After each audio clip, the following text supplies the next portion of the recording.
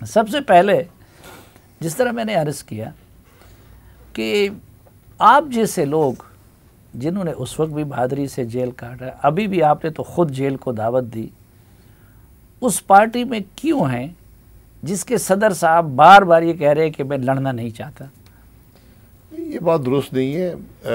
مسلم league نون کا ایک موقف ہے جو بڑا واضح ہے کہ ملک کا نظام آئین کے مطابق ہونا چاہیے، یہی ہماری کوشش ہے، یہی پی ڈی ایم تحریک بھی یہی کوشش کر رہی ہے۔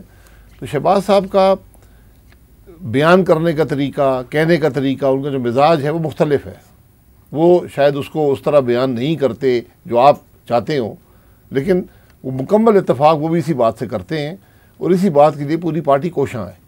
آپ فرما رہے ہیں کہ موقف بالکل واضح ہے، لیکن میری گزارش ہے کہ تضاد بالکل واضح ہے، اور وہ یہی ہے کہ ایک بھائی اسٹیبلشمنٹ کے ساتھ مفاہمت کے لیے تیار نہیں اور دوسرے بھائی مزاحمت کے لیے تیار نہیں۔ آپ لوگوں کو یہ تضاد نظر نہیں آتا؟ یہ بات بار بار ہوتی ہے مفاہمت کی، مزاحمت کی، تو مفاہمت کس سے کریں گے اور مزاحمت کس سے کریں گے اور کس مقصد کے لیے کریں گے؟ ہم قومی اسمبلی کے ممبر ہیں، سیاست میں ہیں، ہم نے حلف اٹھایا ہے آئین کے دفاع کا۔ اگر ہم ملک میں آئین کو ٹوٹتا دیکھیں، آئین شکنی دیکھیں، تو ہم پر لازم ہے کہ آئین کا دفاع کریں۔ ہم یہی کر رہے ہیں۔ جو یہ نہیں کرتا وہ اپنے حلف سے وفادار نہیں ہے، اور اسی نتیجے میں ہمارے ملک میں الیکشن بھی چوری ہوئے، اس کا نظام بھی بدل دیا گیا، آئین کے مطابق نہیں ہے، اداروں کے درمیان جو ہم آہنگی آئین پیدا کرتا ہے وہ نہیں ہے، اور اس کا نتیجہ یہ ہے کہ آج ہر پیمانے پر آپ کا ملک زوال پذیر ہے۔ نہیں، وہ تو ہے زوال پذیر، لیکن آپ کو خود میاں نواز شریف صاحب کے عمل میں سب سے زیادہ کنفیوژن نظر نہیں آتا؟ نہیں، کوئی کنفیوژن نہیں ہے۔ کیسا کنفیوژن ہے؟ پارٹی کا موقف بڑا واضح ہے کہ ہم ملک میں آئین کی حکمرانی چاہتے ہیں، ملک کا نظام آئین کے مطابق چاہتے ہیں، کوئی دوسری بات ہے نہیں۔ اچھا، آئین کی حکمرانی وہ چاہتے ہیں، تو پھر آئین کی روح سے یہ وزیر اعظم کا اختیار ہے کہ وہ کس کو وزیر رکھے اور کس کو نہ رکھے۔ میں بھی سمجھتا ہوں کہ ڈان لیکس کی کوئی حقیقت نہیں تھی، تو پھر میاں نواز شریف صاحب نے اس وقت پرویز رشید صاحب کو کیوں فارغ کیا؟ دیکھیں، یہ وزیر اعظم اپنا فیصلہ کرتا ہے۔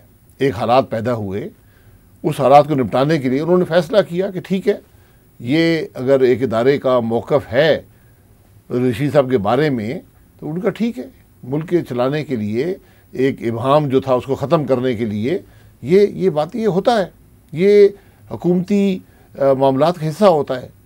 آپ اس حکومت میں دیکھ لیں کتنے وزیر فارغ کیے گئے ہیں، کتنوں کے قلمدان بدلے گئے ہیں۔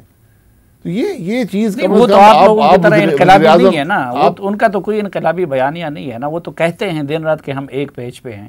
نہیں، یہ معاملات آپ جو وزیر اعظم ہوتا ہے اس پر چھوڑ دیں کہ وہ کیسے معاملات کو حل کرتا ہے۔ تو یہ میاں صاحب نے فیصلہ کیا، ٹھیک ہے، وہ تاریخ کا حصہ ہے فیصلہ۔ وہ تو تاریخ کا حصہ ہے، لیکن یہ بھی تاریخ کا حصہ ہے کہ اس وقت مریم بی بی جو باتیں کر رہی ہے یا خود میاں صاحب نے جو لہجہ استعمال کیا، اس کی بنسبت مشاہد اللہ خان مرحوم کا جو بیان تھا وہ بہت زیادہ کم تھا۔ اس کی بنیاد پہ پھر مشاہد اللہ صاحب کو کیوں فارغ کیا گیا؟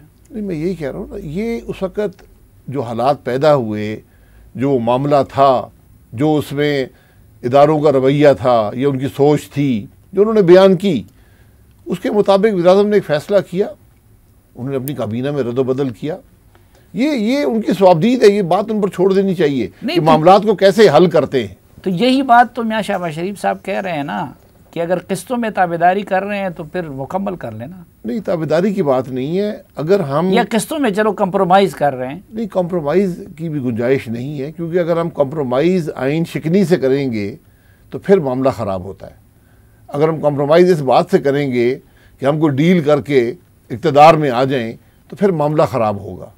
پھر تو جو آج کل، یعنی میں بنیادی بات یہ کروں گا کہ جس تنخواہ پر عمران خان صاحب کام کر رہے ہیں اس پر مسلم لیگ تیار نہیں ہے۔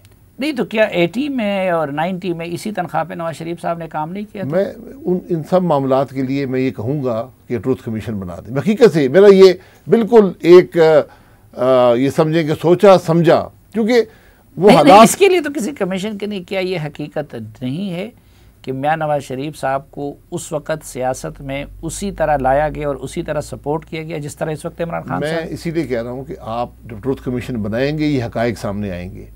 اس ملک کے حقائق بڑے تلخ ہیں اور وہ نہیں ہیں جو نظر آتے ہیں. یہ بھی ایک بدنصیبی ہے. ہمارے ملک میں جو ہوتا ہے وہ نظر نہیں آتا اور جو نظر آتا ہے وہ ہوتا نہیں ہے.